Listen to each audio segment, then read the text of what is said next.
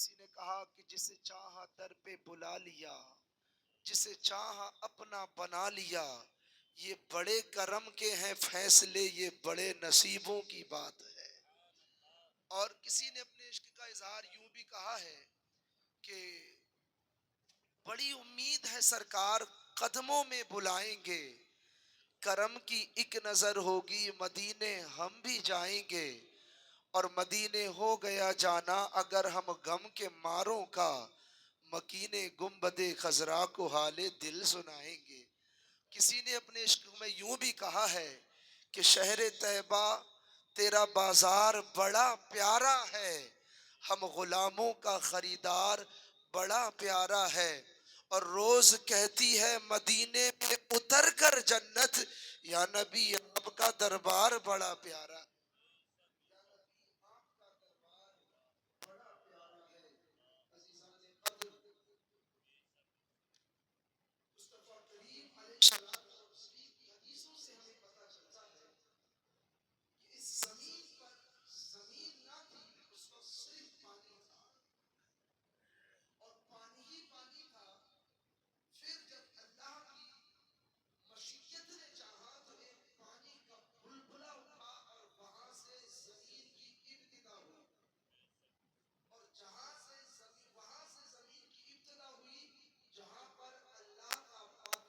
ہر خانہ کعبہ بنا ہوا ہے، وہاں خانہ کعبہ بنا، وہاں سے زمین کی ابتدا ہوئی، اور انسان کو اللہ نے مٹی سے پیدا کیا ہے۔ زمین کی اصل وہاں ہے جہاں آج خانہ کعبہ ہے، وہاں سے زمین پھیلی ہے، زمین شروع ہوئی ہے بننا، اور انسان کی اصل مٹی ہے۔ تو آپ کہہ سکتے ہیں کہ خانہ کعبہ ہماری اصل ہے۔ بزرگوں نے لکھا ہے خانہ کعبہ روئے زمین کی ناف ہے، روئے زمین کی ناف، اور اگر ہماری اصل خانہ کعبہ ہے، اور ایسا خانہ کعبہ ہے کہ مٹی کی ابتدا وہاں سے ہوئی اور انسان کی اصل مٹی ہے، ہر دل میں اس خانہ کعبہ کی محبت کو رکھا گیا ہے۔ اب اگر کوئی یہ سوچنے لگے کہ کافر بھی اسی مٹی سے پیدا ہوا ہے، تو کیا اس کے دل میں بھی خانہ کعبہ کی محبت ہے؟ کیا اس کے دل میں بھی خانہ کعبہ کی للک اور چاہت ہے؟ یقیناً اس کے دل میں بھی خانہ کعبہ کی للک اور چاہت ہے، کیونکہ پیدا وہ بھی مٹی سے ہوا ہے، اس کی اصل بھی مٹی ہے۔ لیکن حالات ہمیں یہ بتاتے ہیں، کچھ لوگوں کے منصوبے یہ ہیں اگر انہیں قبضہ دے دیا جائے تو سب سے پہلے یہ خانہ کعبہ گرانے کی بات کرتے ہیں۔ ان کے دل میں کیسے محبت ہوئی؟ تو بزرگوں نے فرمایا ہر دل میں خانہ کعبہ کی محبت ہے، یہ بات الگ ہے کسی کے ایمان پر، کسی کے دل پر اگر کفر کے پردے ڈالے جاتے ہیں تو چاہت مند جاتی ہے، چاہت ختم ہو جاتی ہے۔ مثال کے طور پر تمہارا بیٹا اگر بچپن سے تم سے جدا ہو جائے اور پھر اسے پتہ نہ ہو کہ تم اس کے باپ ہو، جوانی میں تم اس کے سامنے آ جاؤ، کبھی بیٹے کے دل میں یہ خیال نہیں آئے گا کہ میں باپ کو گلے لگا لوں یا باپ سے میں پیار کر لوں، لیکن آج جیسے ہی اسے بتایا جائے گا کہ بیٹے یہ تیرا باپ ہے، اس کے دل میں سب سے پہلے یہ چاہت پیدا ہوگی کہ میں اپنے باپ کو سینے سے لگا لوں، میں اپنے باپ سے دو باتیں کر لوں۔ اسی طریقے سے ہر کافر کے دل سے جب کفر کا پردہ ہٹتا ہے، سب سے پہلے اس کے دل میں خانہ کعبہ کو دیکھنے کی چاہت نصیب، سب سے پہلے اس کے دل میں خانہ کعبہ کو دیکھنے کی للک پیدا ہوتی ہے، خانہ کعبہ کو دیکھنے کی چاہت پیدا ہوتی ہے۔ ہر دل میں اللہ نے خانہ کعبہ کا پیار رکھا ہے، اور خانہ کعبہ کیسی مقدس زمین پر ہے۔ نبی پاک صلی اللہ تعالی علیہ وسلم پر نازل ہونے والی کتاب قرآن مجید میں کہا گیا ہے خانہ کعبہ امن والا شہر ہے۔ کیسا امن والا شہر ہے؟ مصطفیٰ کریم علیہ الصلوۃ والتسلیم ایک روز مقام حزورہ پر اپنی اونٹنی پر تشریف فرما تھے، اور آپ بیان فرما رہے تھے اے لوگوں اللہ کی ساری زمین میں سب سے بہترین زمین خانہ کعبہ ہے, سب سے بہترین زمین خانہ کعبہ ہے, اور مجھے بھی اللہ کی زمین میں سب سے زیادہ پیاری زمین خانہ کعبہ ہے. پھر مصطفیٰ نے فرمایا تھا خدا کی قسم اگر مجھے یہاں سے نہ نکالا جاتا تو کبھی بھی میں محمد خانہ کعبہ اور زمین مکہ کو چھوڑ کر ہجرت نہیں کرتا. یہ نبی پاک نے سبحان فرمایا تھا اللہ سبحان اللہ. اگر مجھے یہاں سے نہ نکالا جاتا تو پھر میں کبھی بھی چھوڑ کر خانہ کعبہ کو نہیں جاتا. صاحبو خانہ کعبہ کی تکلیفوں کے بارے میں یہ آیا ہے, جو وہاں کی گرمی کو برداشت کرے, جو وہاں کی تکلیفوں پہ صبر کرے, تو پھر نبی پاک صلی اللہ تعالی علیہ وسلم کی حدیث میں آیا ہے جو وہاں کی گرماہٹ اور گرمی کو برداشت کرے گا اللہ قیامت کے روز اسے جہنم کی گرماہٹ سے, جہنم کی تپش سے دور رکھے گا, جہنم کی تپش سے دور رکھے گا. مصطفیٰ کریم علیہ الصلاۃ والتسلیم کی حدیث پاک بے شمار ہیں جن حدیثوں سے ہمیں یہ پتہ چلتا ہے کہ اللہ کے نے مقدس شہر مکہ اور مدینہ ایسی پاکیزہ زمین ہے کہ جس زمین کو دیکھنے کی چاہت ہر مومن کے دل میں رہا کرتی ہے, جس زمین کو دیکھنے کی چاہت ہر مومن کا دل تڑپتا ہے. کیوں نہ ہو آپ نے کبھی دیکھا ہے کوئی روتا ہو جنت کی خاطر, رلاتی ہے عاشقوں کو یاد مدینہ, لوگ مدینے کی باتیں کر کے رویا کرتے ہیں, مدینے کی یاد میں رویا کرتے ہیں. میرے نبی پاک صلی اللہ تعالی علیہ وسلم فرماتے ہیں میرا کوئی امتی مدینے کی تکلیف پر اور سختی پر صبر نہ کرے گا مگر میں قیامت کے دن اس کا شفیع بن جاؤں گا. کیا مطلب ہے؟ مصطفیٰ کریم فرماتے ہیں اگر میرا امتی مدینے کی تکلیف پر صبر کرے گا قیامت کے روز میں اس کی شفاعت فرماؤں گا.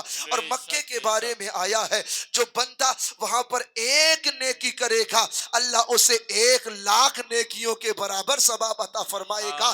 کسی نے کوئی سوچا ہے کہ پل بھر میں انسان 2 رکعت نماز پڑھ کر 1,00,000 رکعت نماز کا ثواب حاصل کر سکتا ہے؟ ایک مرتبہ قرآن کی تلاوت کر 1,00,000 قرآن پڑھنے کے برابر ثواب حاصل کر سکتا ہے. ایک مرتبہ سبحان اللہ کہہ کر 1,00,000 سبحان اللہ کہنے کے برابر ثواب حاصل کر سکتا ہے. ایسا پاکیزہ شہر مکہ ہے, ایسا پاکیزہ دیار ہے کہ جس چوکھٹ کو دیکھنا بھی اللہ کے نبی نے عبادت بیان کیا ہے.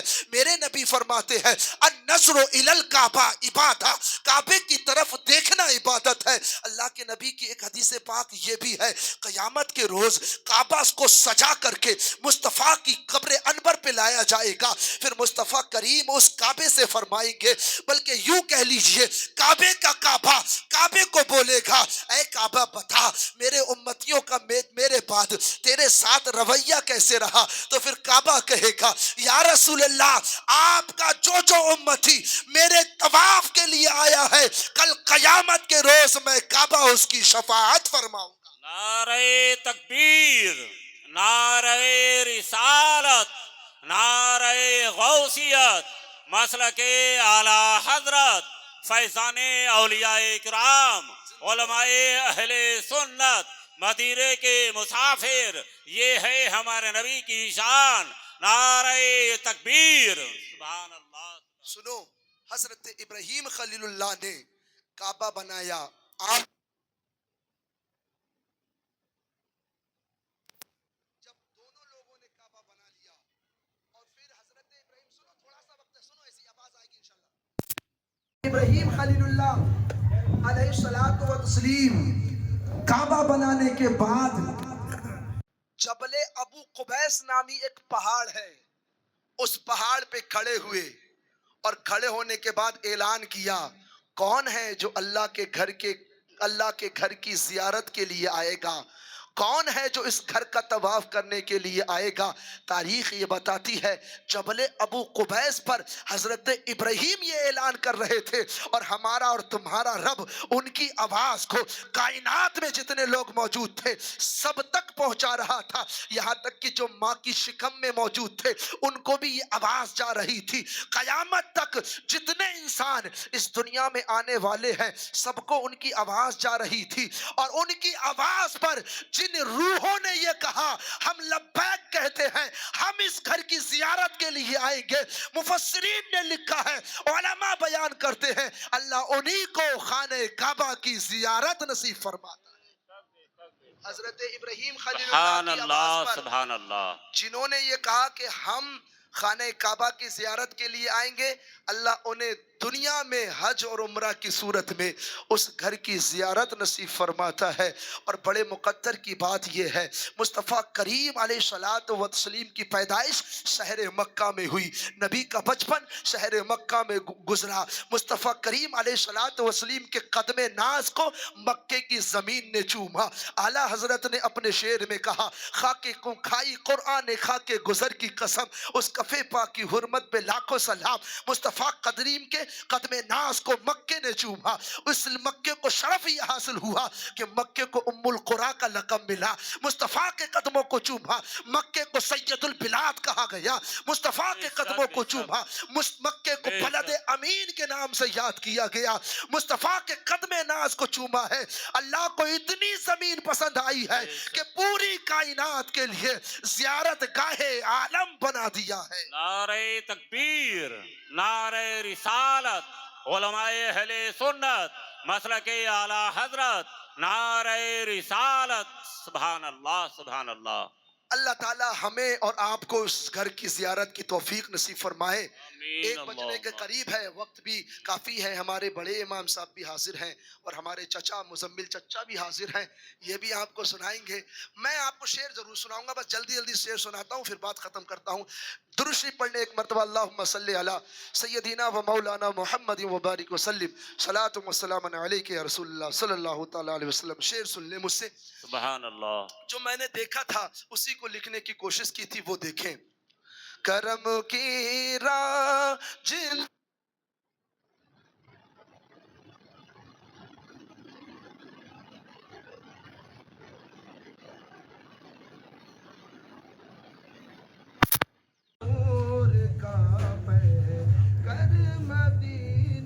بے شک. سبحان اللہ سبحان اللہ. مدینہ ہے ہمارا، سر مدینہ. مکے کے بارے میں نے حدیثیں سنائی، مدینے کے بارے میں کچھ نہیں سنایا تھا، وہ میں شعروں میں سنا دیتا ہوں. کرم کی راجدانی نور کا پیکر مدینہ ہے ہمارا دل، مدینہ ہے ہمارا سر، مدینہ ہے. برستی رب کی ہے رحمت وہاں ہر آنے ہر ساتھ. برستی رب کی ہے رحمت وہاں ہر آنے ہر ساتھ. قسم اللہ کی وہ نور کا ساغر مدینہ ہے. قسم اللہ کی وہ نور کا ساغر مدینہ ہے. سبحان اللہ سبحان اللہ. جو ایک عجیب چیز وہاں دیکھی تھی وہ یہ، جو یہاں سے روڈ تک نہیں چل پاتے ہیں، جن کو ہاتھ پکڑ پکڑ کے لے جایا جاتا ہے، قسم سے وہاں اڑیاں بڑیاں بڈھے سڈھے خوب دوڑ دوڑ کے چل رہے ہیں. صفا مروہ جو کرنا پڑتا ہے، میں سمجھتا ہوں 7 چکر میں کئی کلومیٹر ہو جاتا ہے، کئی کلومیٹر. اور ایسے ایسے لوگ جن کو دیکھ کے لگتا تھا یہ 4 قدم نہیں چل پائے گا، اور رب کی رحمت ایسی ہوتی تھی وہ بغیر چھوڑے دنا دن چلا. سبحان اللہ. بے شک. وہاں کی خاک میں رکھی شفا اللہ تعالی نے، سکون دل کو وہاں ملتا، سکون دل کو وہاں ملتا. وہ پیارا در مدینہ ہے، سکون دل کو وہاں ملتا. وہ پیارا در مدینہ ہے. فرشتے روز آتے ہیں میرے آقا کے روضے پر، بنایا رب نے ہے مرکز، بنایا رب نے ہے مرکز، بڑا خوش تر مدینہ سبحان ہے، اللہ، سبحان اللہ۔ بنایا رب نے ہے مرکز، بڑا خوش تر مدینہ ہے، غموں کو بھول جاتے ہیں وہاں جا کر جو آتے ہیں، غموں کو بھول جاتے ہیں وہاں جا کر جو آتے ہیں، ہمیشہ یاد آتا ہے، ہمیشہ یاد آتا ہے، وہ پیارا گھر مدینہ ہے، ہمیشہ یاد آتا ہے، وہ پیارا گھر مدینہ ہے۔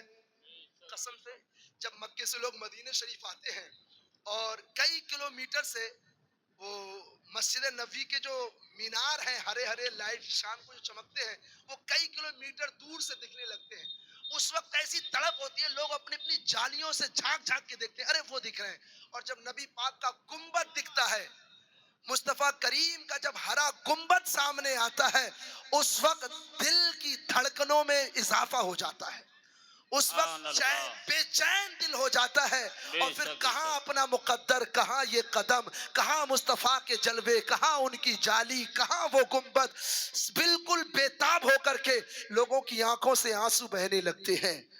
نظر آیا ہرا گنبد تو دل یہ شوق سے بولا، لٹا اے چشم تر گوہر، لٹا اے چشم تر گوہر، تیرا دل بر مدینہ ہے، بے شک، بے لٹا شک۔ اے چشم تر گوہر، تیرا دل بر مدینہ ہے۔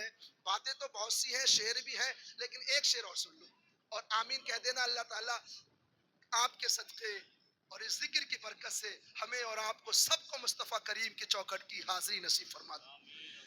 کرم فرمائیں گے آقا مدینے ہم، بول دو نا یار، کرم فرمائیں گے آقا مدینے ہم بھی جائیں گے، وہاں سے پھر نہ آئیں گے، وہاں سے پھر نہ آئیں گے، بڑا برتر مدینہ ہے، وہاں سے پھر نہ آئیں گے، بڑا برتر مدینہ ہے۔ مکتا دیکھ لے، اور اس میں بھی میں نے دعا کی ہے، اللہ سبحان تعالیٰ اللہ، سبحان قبول اللہ۔ ہو جائے آپ کے صدقے، اس ذکر کے یہ صدقے۔ عطا ہو۔ دل جامی کی ہے حسرت، تیری گلیوں میں دم نکلے، دل جامی کی ہے حسرت، تیری گلیوں میں دم نکلے، ملے اس کو وہاں مدفن، ملے اس کو وہاں مدفن، جہاں دل بر مدینہ ہے، ملے اس کو وہاں مدفن، جہاں واہ واہ دل واہ، سبحان بر اللہ، سبحان اللہ۔ مدینہ ہے، برستی رب کی ہے رحمت، وہاں ہر آن ہر ساعت، قسم اللہ کی وہ نور کا ساگر مدینہ ہے۔ السلام علیکم ورحمۃ اللہ۔